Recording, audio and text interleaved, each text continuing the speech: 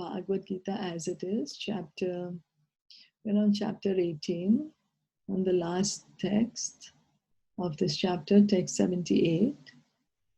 So we'll continue reading. In Bhagavad Gita, 5 principal subject matters have been discussed. The Supreme Personality of Godhead, material nature, the living entities, eternal time, and all kinds of activities. So the subject matter of Bhagavad Gita can be divided into 5 topics. One is the Supreme Personality of Godhead,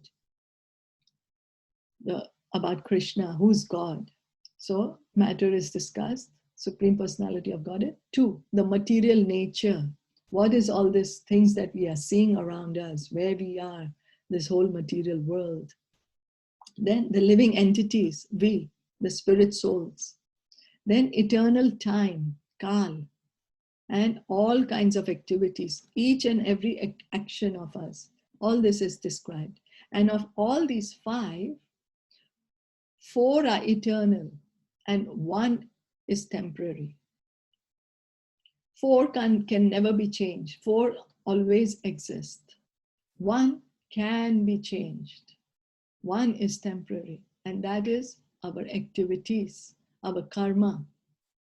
That can be changed. That is temporary.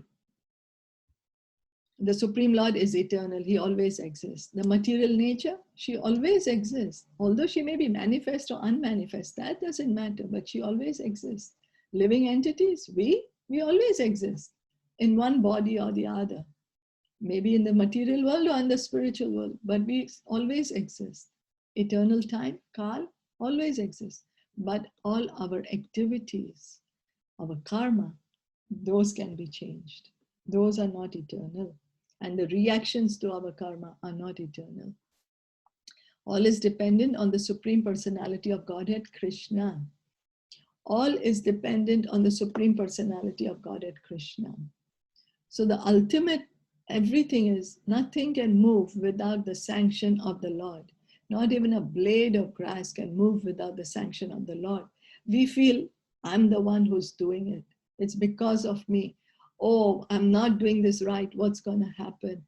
Oh, I'm doing this great. I'm the greatest person. But we should know that it's Krishna's will. It is his arrangement by his sanction and the facility of material nature, we are able to, fulfill our desires. So all conceptions of the absolute truth, impersonal Brahman, localized Paramatma, and any other transcendental conception exist within the category of understanding the Supreme Personality of Godhead. So if somebody's knowledge is limited to the impersonal Brahman, it's not that they are not transcendentalists, but it's just their understanding is not complete. It's like when we are studying in the first grade and then somebody's studying in a higher grade and somebody's done a PhD, So it's not that the person who's studying in the first grade has no knowledge. He has the knowledge to whatever his course can allow him and whatever his ability at that time can allow him. But we can't compare him, of course, to a PhD. So the knowledge about this light, that God is light, that is very, very preliminary knowledge. That's just the beginning. And then that the Lord is the Paramatma in everyone's heart, that is a higher understanding. And then the knowledge that Krishna, the Supreme Lord, and that the Paramatma and the Brahma Jyoti are his features, that is complete knowledge. Although superficially, the Supreme Personality of Godhead, the living entity, material nature, and time appear to be different, nothing is different from the Supreme. But the Supreme is always different from Krishna. Lord Chaitanya's philosophy is that of inconceivable oneness and difference. This system of philosophy constitutes perfect knowledge of the absolute truth. So how we just read right now in Chaitanya Charitamrita. Achintya Beda Abeda Tattva, simultaneous one and different. So we can see how all the scriptures, they all complement each other. So Krishna, he is Krishna. Everything else is Krishna's. Anything that we see, whether it be material or spiritual, it is Krishna's. And Krishna, he is the person himself. Yeah, inconceivable oneness and difference. This material world is Krishna's energy. When we understand as everything as Krishna's energies, then it becomes easy to understand. We, the souls, are Krishna's marginal energy. The living entity in his original position is pure spirit. He is just like an atomic particle of the Supreme Spirit. Yeah. So we are also Brahman. You know, Aham Brahmasmi, people say, right? Aham Brahmasmi. That I'm also Brahman. Yes, we are Brahman. Yes, but we are not Para Brahman. We are not the unlimited. We are not supreme. We are just tiny, atomic. One atom. We can't compare one atom of gold to the stock of the full gold on the gold mine, although they both are gold. Thus, Lord Krishna may be compared to the sun and the living entities to sunshine. Because the living entities are the marginal energy of Krishna, they have a tendency to be in contact either with the marginal energy or with the spiritual energy. So we are the marginal energy, and we have to take shelter either of the material energy or of the spiritual energy, either of Krishna's external energy or the internal energy. The choice is ours. That is our free will. Where do we choose? What do we choose?